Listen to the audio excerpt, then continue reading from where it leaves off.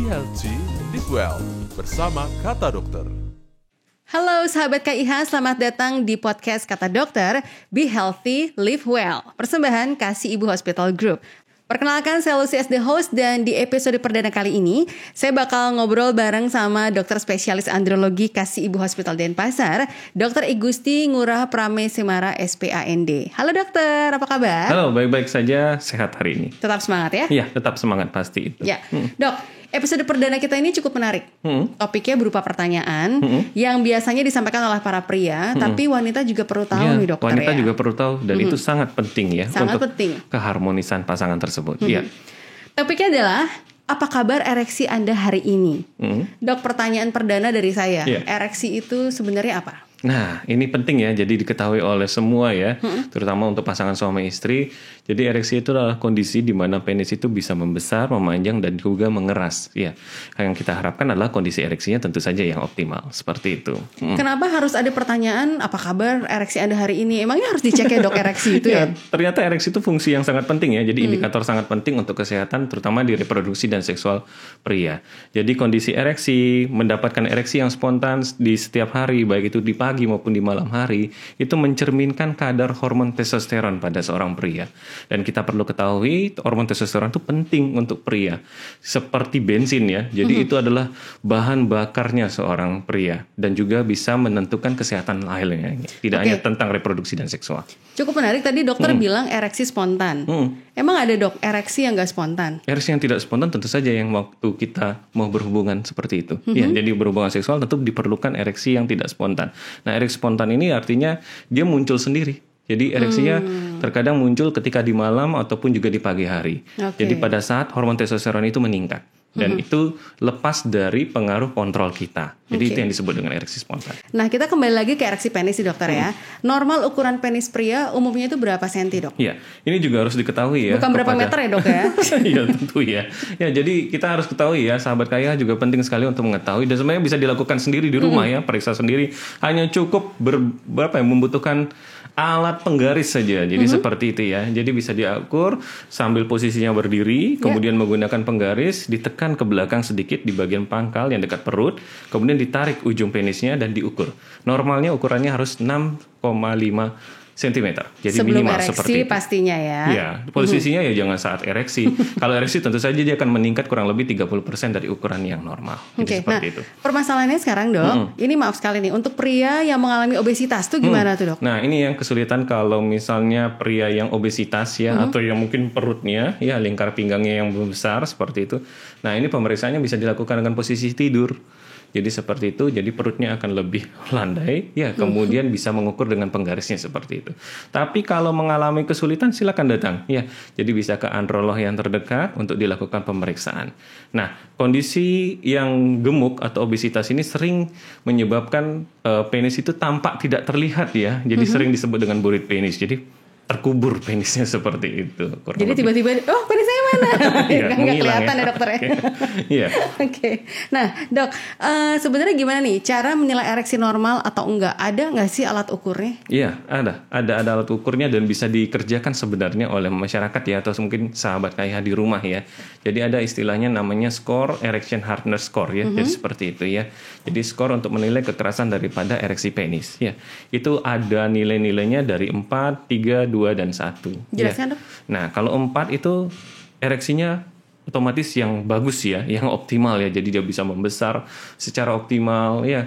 Jadi membesar ukuran dari normal sekitar 30-50% lebih besar. Kemudian juga memanjang juga seperti itu, dan tentu saja mengeras. Kerasnya optimal sehingga bisa melakukan penetrasi ke dalam vagina. Dianalogikan seperti apa nih dok? Kalau dianalogikan seperti timun ya. Bukan terong dok? Beda lagi. Kalau terong mungkin agak lembek ya. Jadi seperti itu. Kemudian yang ketiga itu adalah ereksinya sebenarnya sudah cukup membesar, optimal juga kekerasannya dan lain-lainnya, bisa penetrasi juga, tetapi tidak seperti skor 4. Jadi rasanya lebih lembek. Ya mungkin seperti jadi seperti sosis ya, seperti itu ya. Jadi dia tidak terlalu keras, tapi sebenarnya ukurannya sudah cukup optimal. Terlihat keras padahal enggak. Padahal enggak ya. Kemudian yang kedua itu adalah erection hardness score yang kedua. Nah ini sebenarnya sudah sama juga, hampir sama, tapi tidak bisa melakukan penetrasi ke dalam vagina. Nah ini sering kita analogikan mungkin seperti buah pisang ya. Jadi pisang yang dihilangkan kulitnya, jadi seperti itu. Oke. Nah yang terakhir ini tentu saja yang akan menjadi sangat masalah, jadi problem pada seorang pria ya, menjadi pikirannya, yaitu erection hardness score yang ke-1 ya. Ini tentu saja dia tidak mengalami pembesaran, tidak mengalami pemanjangan, dan juga tidak akan mengeras. Jadi kita ibaratkan mungkin seperti tahu ya, atau tape ya, jadi seperti itu ya. Jadi lembek seperti itu. Itu sangat bermasalah berarti dokter ya. Kalau erection hardness score 1 tentu saja butuh penanganan dari seorang androlog. Apa yang mempengaruhi dok sampai orang tersebut ada di skor pertama itu? Nah banyak hal sih, mungkin saja ada penyakit yang menyertai ya. Jadi banyak model-model penyakit, terutama penyakit-penyakit metabolik ya, yang mendasari daripada kejadian disfungsi ereksi. Selain itu adalah masalah psikis juga ya. Jadi kalau pikiran kita tidak sehat, ya pikiran daripada seorang pria itu ada bermasalah, tentu ereksinya tidak akan optimal. Di luar itu banyak lagi hal-hal lain yang mungkin yang mix antara masalah psikis maupun juga non psikis. Jadi seperti itu. Nah, berarti kalau kita kembali lagi ke penjelasan dokter di awal tadi, bisa dibilang kalau size doesn't matter ya dok. Padahal kan untuk wanita ini sepertinya penting sekali gitu dokter ya. Nah ini juga bagian ya, jadi yang mispersepsi atau mitos ya di masyarakat ya. Jadi penting sekali untuk membesarkan penisnya, ya. Kemudian juga memanjangkan penisnya, ya. Bahkan mencoba berbagai macam alternatif pengobatan seperti itu. Nah akhirnya berujung-ujung masalah ya, terutama di penisnya seperti itu. Jadi sebenarnya bukan itu yang terpenting ya. Jadi yang terpenting itu bagaimana menggunakan penis tersebut. Jadi saya sering analogikan adalah the man behind the gun, bukan the gun-nya, bukan pistolnya. Jadi ya seperti itu ya. Jadi bagaimana menggunakan penis itu dengan baik dan optimal. Jadi sebenarnya untuk mencapai rangsangan, terutama pada seorang wanita itu tidak butuh penis yang panjang ya. Jadi tidak butuh yang sangat panjang, tidak. Jadi titik rangsang wanita yang mungkin sangat terkenal adalah G-spot ya, Gravenberg spot. Itu letaknya kurang lebih sepertiga dari bagian luar vagina. Jadi kurang lebih sekitar 2-3 cm dari luar vagina. Jadi sebenarnya tidak butuh yang panjang ya. Jadi cukup masukkan saja penisnya sepertiga ya ke dalam vagina. Itu sudah pasti ketemu G-spotnya. Gitu. Kalau udah masuk banget nggak ketemu juga G-spotnya, nah, itu bahaya. Itu PR ya dokter ya. PR ya. Makanya perlu di sini ya pasangan suami istri itu saling mengenal titik-titik rangsangannya. Jadi seperti itu. Nah, yang laki-laki di mana zona erotiknya, yang perempuan juga di mana zona erotiknya. Gitu. Bisa dites tiap hari itu dokter ya. Iya, biasanya di pasangan yang baru menikah ya, jadi seperti itu. Oke dokter. Berarti ukuran bukan masalah. Yang penting adalah bagaimana tingkat ereksinya itu dalam berhubungan seksual ya dok ya. Nah satu pertanyaan lagi dari saya nih dok. Berapa lama normalnya seorang pria itu bisa mempertahankan ereksi selama beraktivitas seksual? Iya, jadi normalnya disebutkan di sana bahwa kurang lebih sekitar setengah jam sampai 1 jam. Itu normalnya bisa mempertahankan ereksi selama atau kita melakukan aktivitas seksual ya, atau mungkin berhubungan seksual. Nah itu dimulai dari misalnya kalau saya sering menjelaskan ke pasien ya, jadi sebelum melakukan aktivitas seksual itu harus ada awalan ya. Jadi sering disebut dengan foreplay, kurang lebih mungkin sekitar 15 menitan ya. Itu istilahnya kayak pemanasan ya. Jadi untuk kita sebelum masuk ke step yang utama, yaitu melakukan penetrasi ke dalam vagina. Nah ini penetrasi ke dalam vagina mungkin kurang lebih sekitar 15 sampai setengah jaman. Jadi kalau total ya hampir 45 menit ya. Mungkin bisa kita tambahkan lagi sedikit ya sekitar 60 menit. Jadi jangan percaya dengan yang film-film itu ya. Itu bisa di-take beberapa kali ya. Bahkan sampai 2 jam, 3 jam itu nggak mungkin banget ya. Berarti kalau ada yang bilang, wah bisa 1,5 jam sampai 2 jam.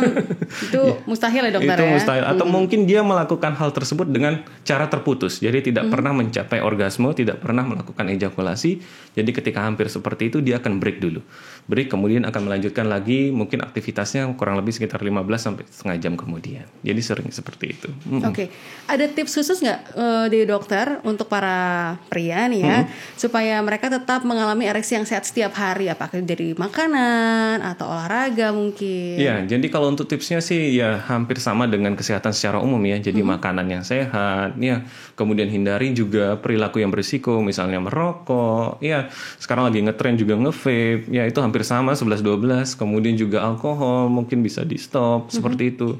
Lakukan olahraga yang rutin, yang sehat 2-3 kali seminggu mungkin seperti itu, setengah jam sampai 2 jam ya untuk durasinya. Kemudian yang lainnya adalah mungkin istirahat yang cukup ya, jangan begadang karena itu akan mengganggu ritme hormon kita, tentu saja seperti itu, dan nanti juga akan kebugaran kita akan terganggu. Jadi seperti itu. Bicara tentang olahraga, Dok. Ini kan lagi ngetren banget bersepeda. Nah, kabarnya juga bersepeda itu menyebabkan gangguan ereksi, itu gimana, Dok? Nah, ini juga ya, mungkin banyak ya, saya sudah baca beberapa literatur ya, jadi tidak ada yang menyebutkan korelasi antara bersepeda dengan fungsi seksual atau gangguan fungsi seksual. Sampai saat ini belum ada menyebutkan seperti itu. Tetapi dari dari asosiasi ya mungkin perkumpulan ahli urologi Eropa itu menyebutkan bahwa kalau kita bersepeda dalam waktu yang lama tentu akan membuat masalah terutama di organ prostat kita. Ya, kemudian juga akan berpengaruh pada sistem mungkin terutama ya di sini adalah fungsi daripada reproduksi maupun seksual. Di sana disarankan jangan bersepeda jarak jauh, terutama juga jangan lama. Jangan lebih dari 5 jam per minggu. Jadi seperti itu. Maksimal 5 jam per minggu. Di rata-rata kan sehari 1 jam lah dokter ya. Setengah jam sampai 1 jam ya. Bagaimana dengan mereka yang back to work, Dok? Nah, yang tadi sudah saya sampaikan bahwa ya mungkin jaraknya jangan terlalu jauh ya, secukupnya saja ya. Jadi seperti itu. Dan kemudian juga rest ya, jadi tidak terlalu panjang, kemudian harus istirahat. Nah, waktu pulang juga seperti itu. Oke.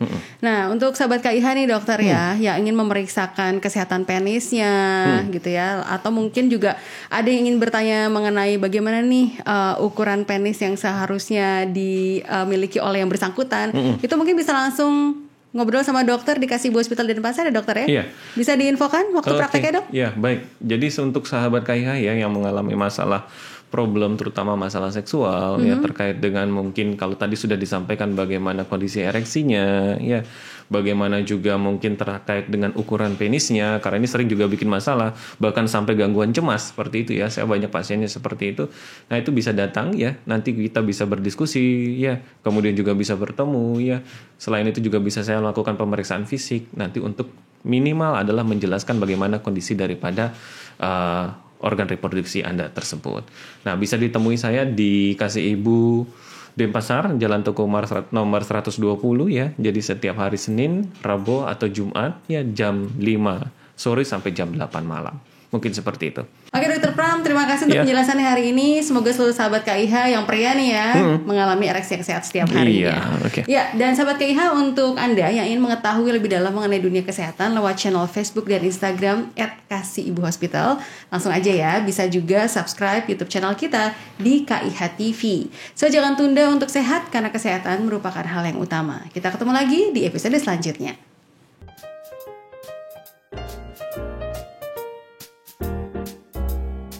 Konsultasi kesehatan dengan dokter umum lewat WhatsApp. Halo KIH, konsultasi kesehatan terpercaya. Terima kasih sudah mendengarkan Kata Dokter. Sampai jumpa di Kata Dokter selanjutnya.